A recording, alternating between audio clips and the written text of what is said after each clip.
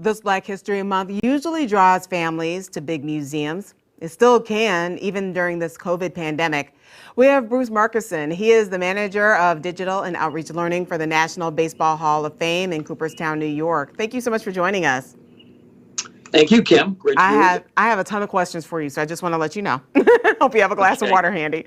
First, how are you all celebrating Black History Month, especially during this pandemic? Well, we have several programs that we are doing remotely. We've been doing this really since March of last year, at a time when the museum had to close. We closed for 100 days before reopening in late June. So during that period of time we were closed, we went to a lot of these remote programs, and they've been very successful. We have some coming up this week that relate specifically to Black History Month. Later today, we're doing a program with Hall of Famer Barry Larkin about his Heal and Unite initiative, trying to promote racial harmony within Major League Baseball. Next week, February 11th, we're doing a program through the Center for Interactive Learning. It's for kids. It's a virtual field trip, and it's about cultural diversity, baseball's history of cultural diversity. So we'll be doing that next week. And those are just some of the programs that we feature here at the Baseball Hall of Fame in February. Okay, if you don't mind giving us a little bit of a lesson on some individuals here. We just lost Hank Aaron a couple of weeks ago. What would you want young athletes to know about him specifically? Hank Aaron was more than just the home run king. We're seeing, of course, this historic home run where he overcame Babe Ruth's home run record, hit number 715 back in 1974. But he was a phenomenal all-around player. He was also a player that was modest, he was humble, he was reserved, he didn't brag about himself, and he went through tremendous obstacles in breaking this record. He received much hate mail, death threats, much like Jackie Robinson had years earlier when Jackie Robinson broke through the color barrier. There were a lot of people who didn't want Hank Aaron to break Babe Ruth's record. In spite of it all, Aaron continued to play well, he continued to hit home runs, really became a civil rights pioneer, a civil rights hero, as well as becoming the home run king and a phenomenal all-around baseball player.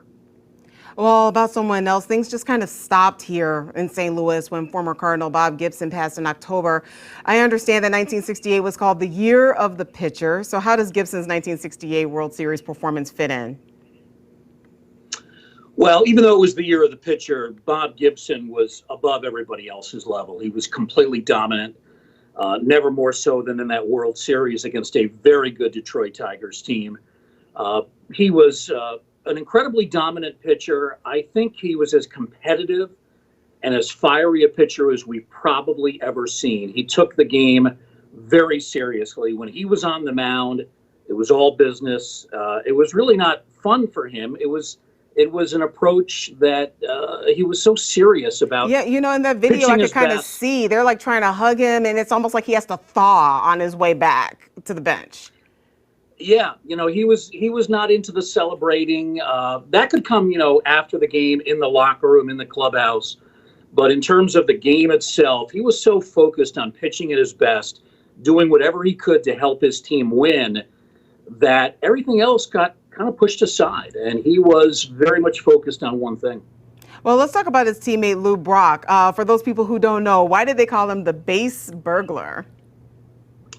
Well, Lou Brock actually broke Ty Cobb's stolen base record, and for a while he was the stolen base king until another Hall of Famer, Ricky Henderson, in turn broke his record. Brock, though, was not just a great base stealer. He was an excellent hitter, had 3,000 hits lifetime, and he was a player like Gibson who even elevated his game further in the World Series.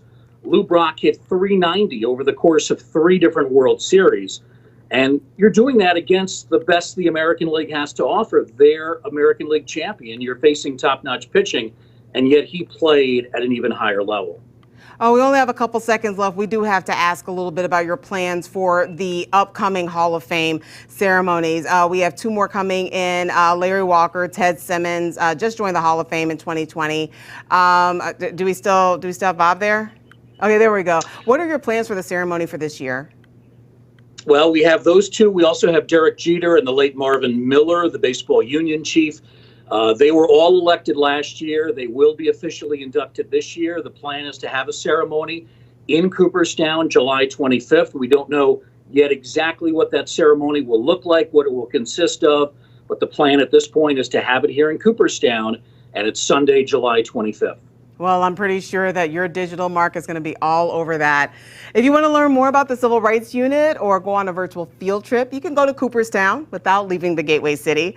We'll have a link on fox2now.com. Bob Markison, a National Baseball Hall of Fame and Museum, thank you so much for speaking with us today. It's been an honor. Thank you, Kim. Appreciate it. Enjoy it.